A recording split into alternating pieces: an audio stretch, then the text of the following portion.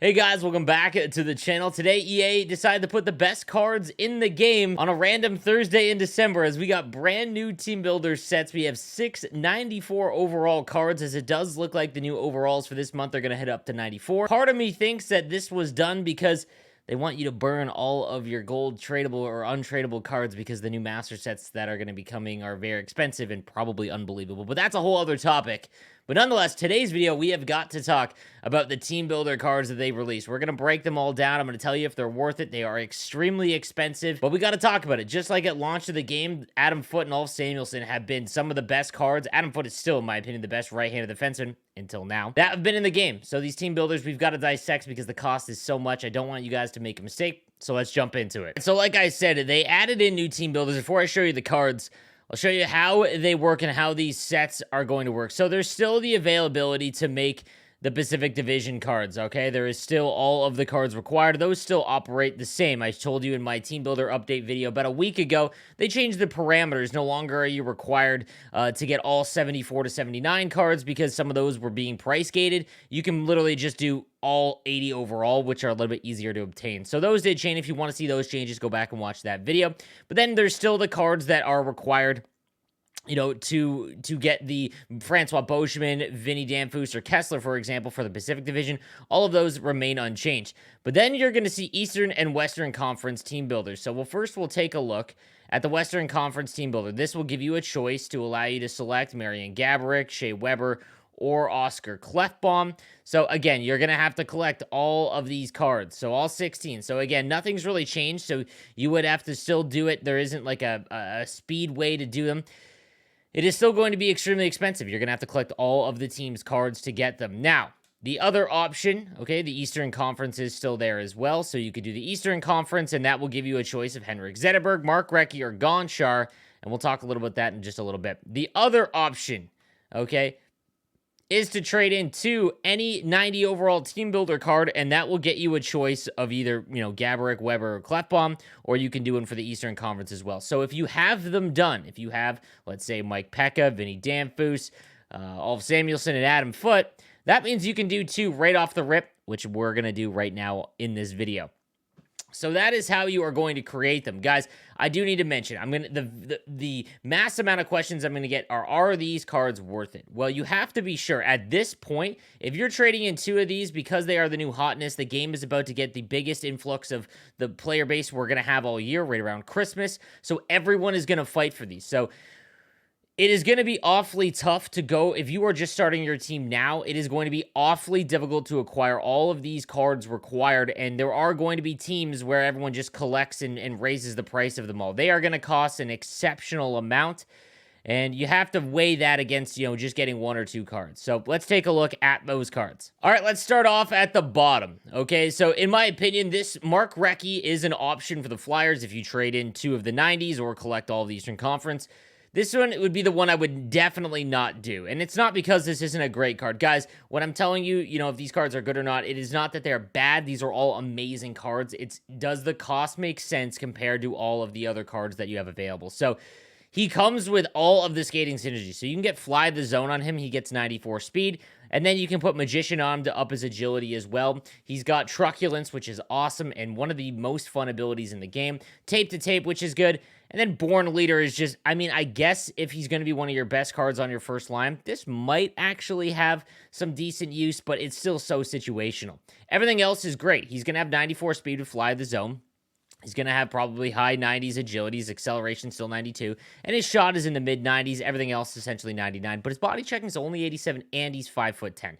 There are just many other options that you could use. Like, you could play him at center, but he's only 5'10", so you're really missing out on his defensive ability there in the middle of the ice. You could put him on wing, but there are many other left-handed wingers that cost as much as Mark Recchi does that are probably going to be better. So this is why I think that he would be one of the worst options here. Definitely wouldn't do him unless you're, you know, a Flyers fan. All right, then we've got Sergei Gonchar, and this is an unbelievable card. All right, so he does have Buzzing, which would give him 94 speed, max out his agility, essentially. You could also go the acceleration route because 93 speed is basically the only players in the game faster currently are like Evo, Duchesne, and McDavid, so there's really no need to go higher than that.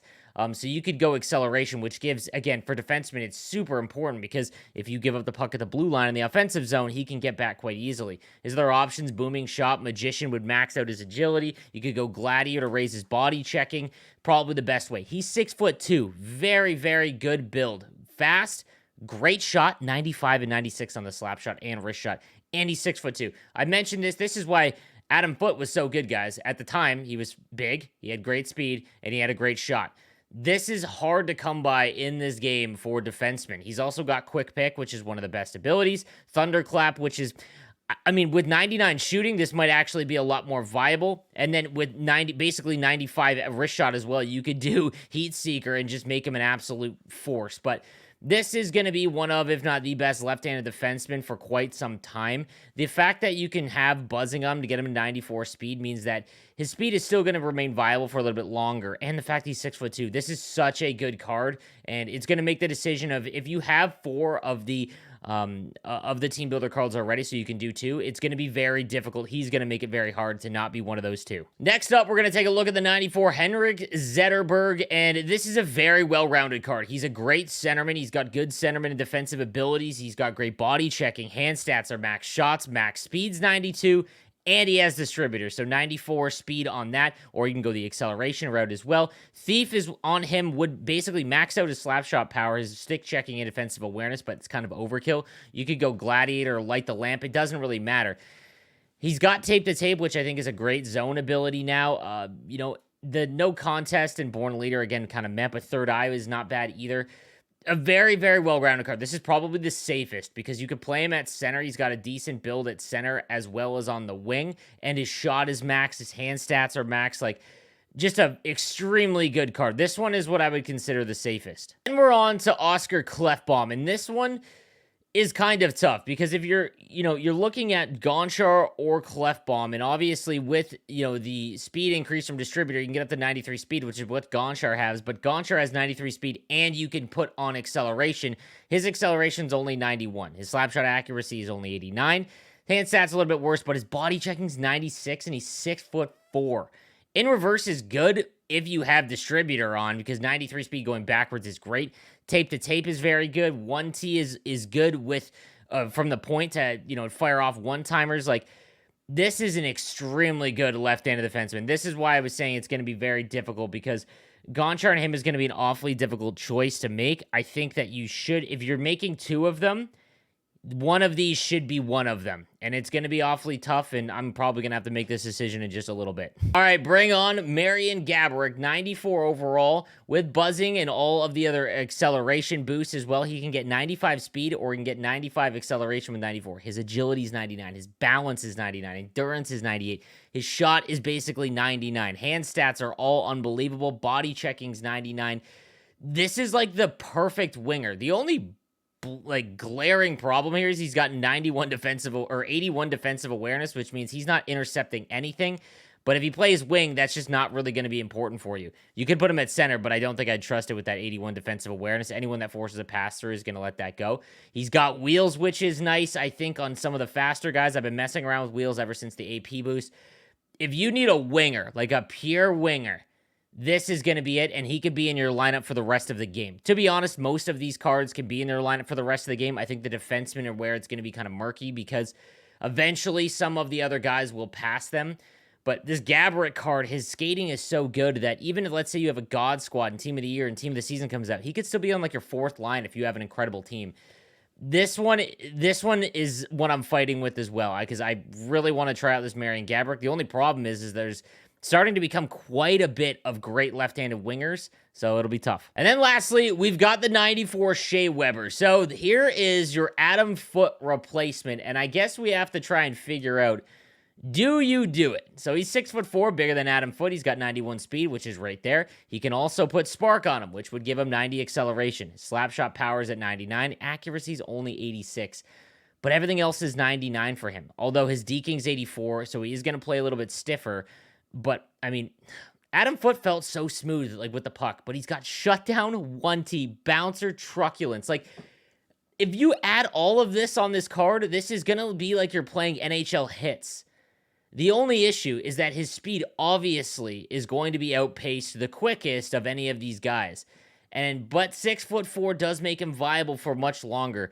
A part of me just wants to do this because I need to test the superstar abilities, but he doesn't look that much better than Adam Foote apart from the extra synergies and then some more superstar abilities. But Adam Foote's card just played so much better than his stats indicated. Like, it would be really tough to do this, trade in Adam Foote, get this Shea Weber, and him not feel as good. Like, that's the one thing that I think is kind of tripping me up and might make me shy away from Shea Weber. All right, guys, so we're going to do something that we don't normally do in YouTube videos. It's usually saved for my stream, but we are going to live try and make additions to my team. So here is my squad. I'm going to show you what I'm working with. Mario Lemieux, Jack Eichel, Connor McDavid. We've got Gretzky, Matthews, McKinnon. We've got Ovi, who we're going to talk about in my next video. Draisaitl, Evo Duchesne. And then we've got Hughes, Byfield, and Kyrou. Here is my issue at forward. I really want that Marian Gaborik, but I have no idea. I mean, I guess I would just get rid of Byfield and move Duchesne over into the center and just push everyone down and make Gaborik kind of like, ahead of Gretzky. So, but it just seems like overkill in that aspect. Zetterberg, I think, is, again, the safest. Again, he can play both positions, but if I'm going to go after one, I don't really need to be safe just looking at my team. Defense is definitely where I think we're going to go, and I might do 2 defensemen. So we've got Adam Foote, but just, again, looking at Adam Foote, he's very close to what Shea Weber brings, and it makes me very hesitant. I don't think Shea Weber would be the play. The only issue is that the other defensemen are left-handed, so if we're going to do 2 lefties, then I'm going to lose Adam Foote, and I've got to put someone else on the right side. So Ulf is definitely gone. I have loved Ulf. I have loved the Bash brothers. I never wanted to break them up, but then they went and made Sergei Gonchar and Klefbom. So that is where we're going to start because I have Pekka and Danfus. So let's go ahead and make that switch at least. All right, Pekka and Danfus, it's been real, but I have made my decision for our first set because after just looking it over and who I'm going to replace for left-handed defensemen, it was obviously between Gonchar and Klefbom, and I just love the skating of Gonchar so much that I think that he is going to be the one that I think is just the best among the defensemen because he just offers everything. Obviously, 6'2" isn't as good as 6'4", but 6'2" is very good. The skating that Sergei Gonchar offers is just extremely good, and it's something that I do a lot. When I break the puck out, I love to go end-to-end with my defenseman, and Sergei Gonchar just kind of allows me to do that, so we are going to take Gonchar, and that is our first pick. All right, so here he is with his synergies activated. He's got Spark getting his acceleration up to 95, speed's 93. That slap shot is almost perfect. Deking's up to 97, and we got his body checking all the way up to 92 with Spark and Booming Shot activated. This, on paper, looks to be absolutely phenomenal. So I'm excited to try him out. I'm going to activate Quick Pick. I don't know about any of the other ones, but definitely Quick Pick, and he is going to be my number 1 defenseman here on the left side.